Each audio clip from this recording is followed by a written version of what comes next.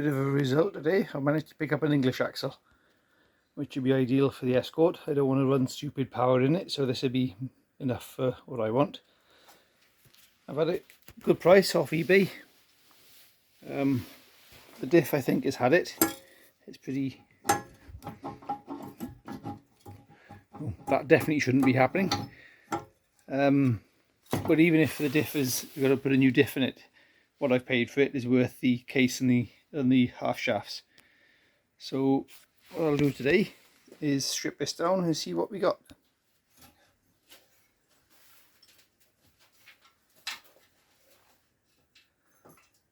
That's a good start. The bolt is loose.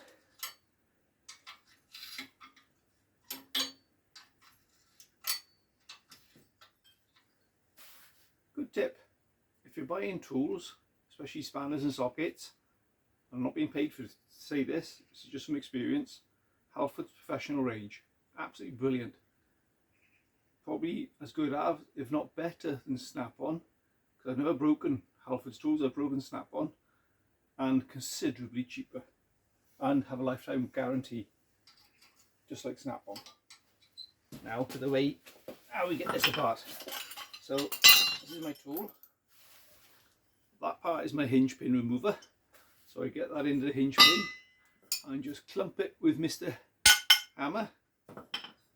The other side of it, this malarkey here, this is multi-useful. This is, I use it for all sorts. I use it for plasma, for cutting big circles with the plasma. Use it straight edge for the plasma. But today we're going to use it to remove the half shaft.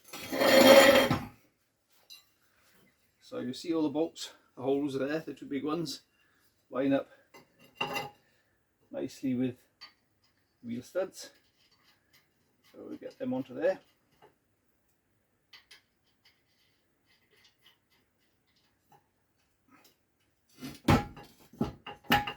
Ooh, that's a bit seized. This may be a challenge now.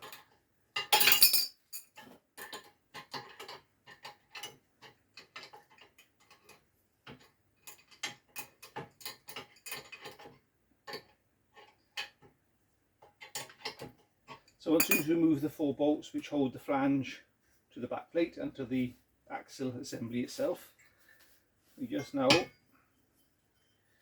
bolt this through to there. A nut and bolt, and lump it with a hammer. So as simple as that. Hopefully.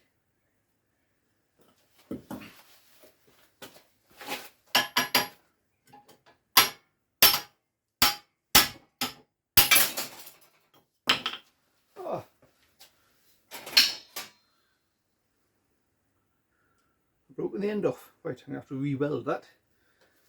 Come back to this. Bear with. Now I've repaired that, we'll try again. It has had many years of abuse, and it's only a matter of time before it broke. Let's try again.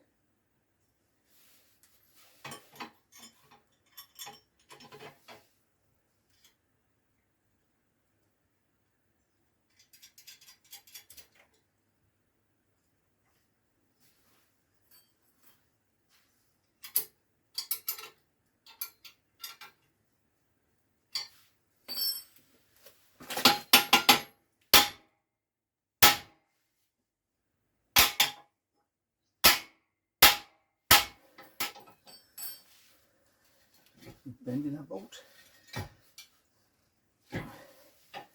Oof, that is taking a pounding, that is.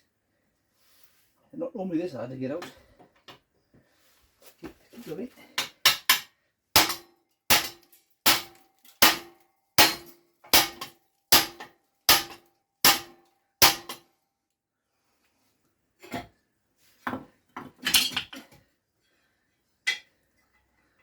I'm just sure that is coming loose.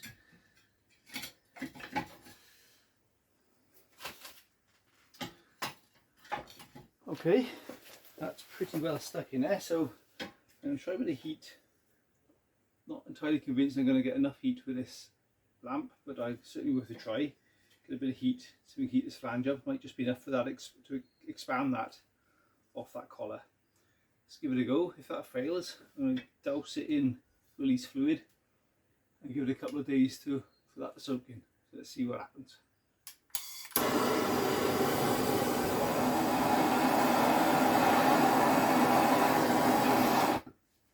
Right, let's try that.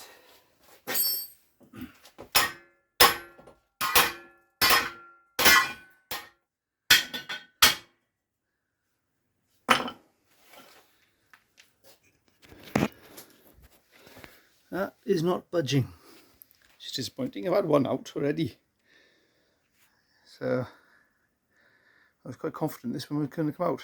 Right, okay, plan B then. Soak some release fluid into there and hope it'll do its job. Okay, so I've left this to soak overnight with some release fluid, and I found my greater encourager.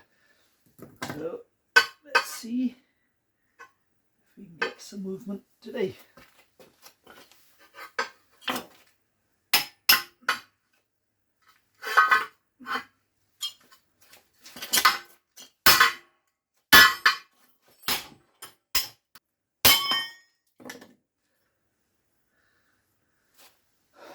Snap the bolt off. This is not going well. Okay, let's have a rethink.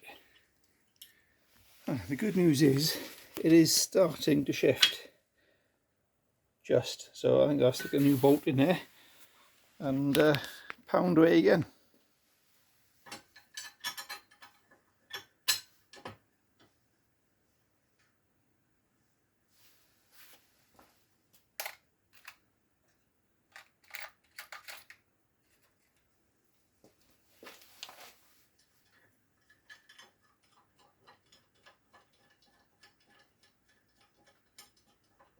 Made quite a mess of this bit of angle iron. Got to say, it's all bent underneath there now and bent in the centre, so it's quite a pounding. Right, again they go.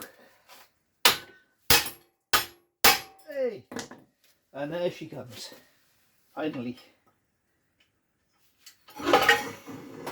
Ooh, that's quite crusty. I think that's been sat in water. No wonder it's so reluctant to come apart. Right, so that's good news. It actually has come apart. So we can pull the diff out next and have a look, see what terrible state that's in.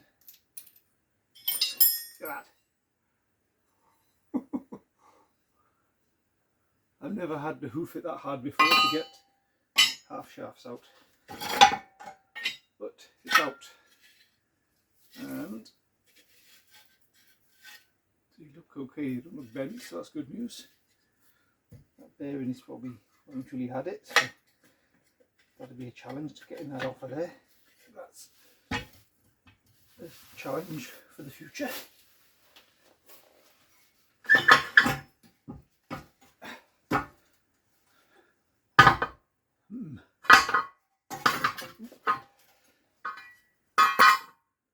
Okay, see what we got in here.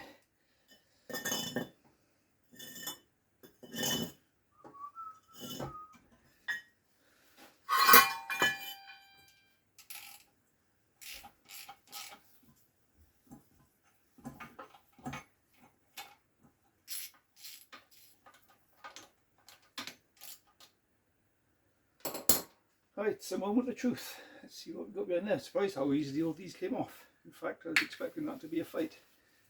I've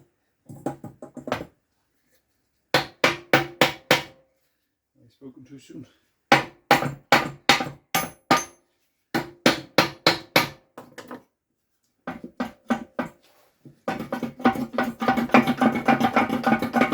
Come on.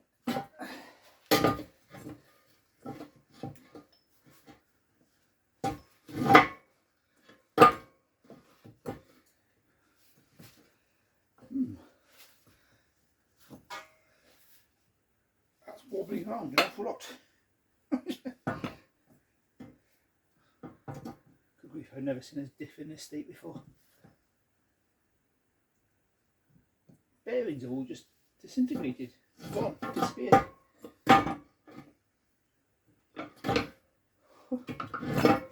Wow. Okay, I think it's safe to assume this differential is had it. I can live with, because like I said, what I paid for the axle, the case alone is worth what I paid for it. Assuming the case is okay, which let's poke a screwdriver in there and find out. Loopy stuff in here, which is a bit of a worry.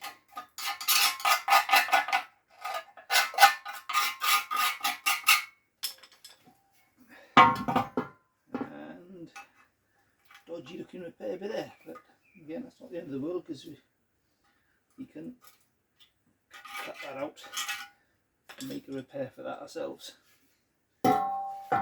Carefully.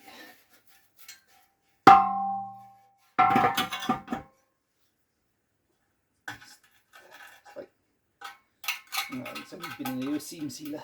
Oh, that bodge.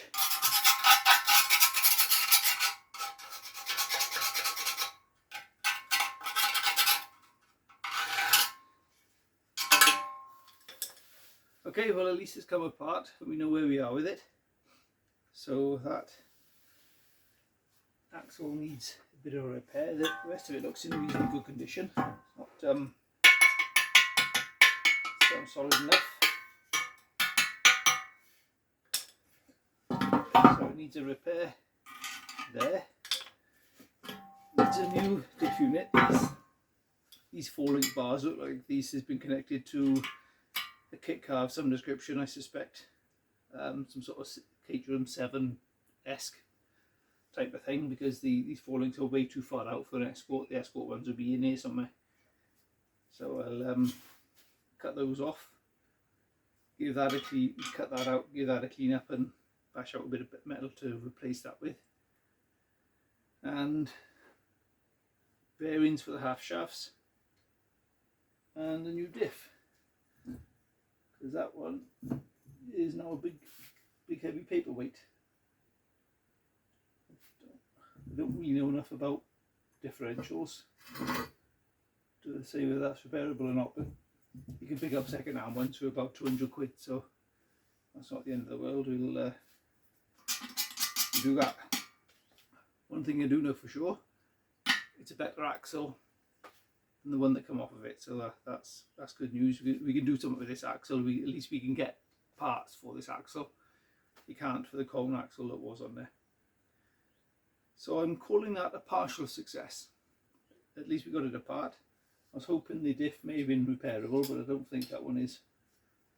I think the corrosion is too far gone on the teeth for a start, as well as everything else. So that's English axle strip down. Right, something to be aware of with when you strip down an axle is the drive shafts get stressed in one particular direction of use. So it's good to put them back in the side you took them out of. So this one's the offside. And this one is the near side.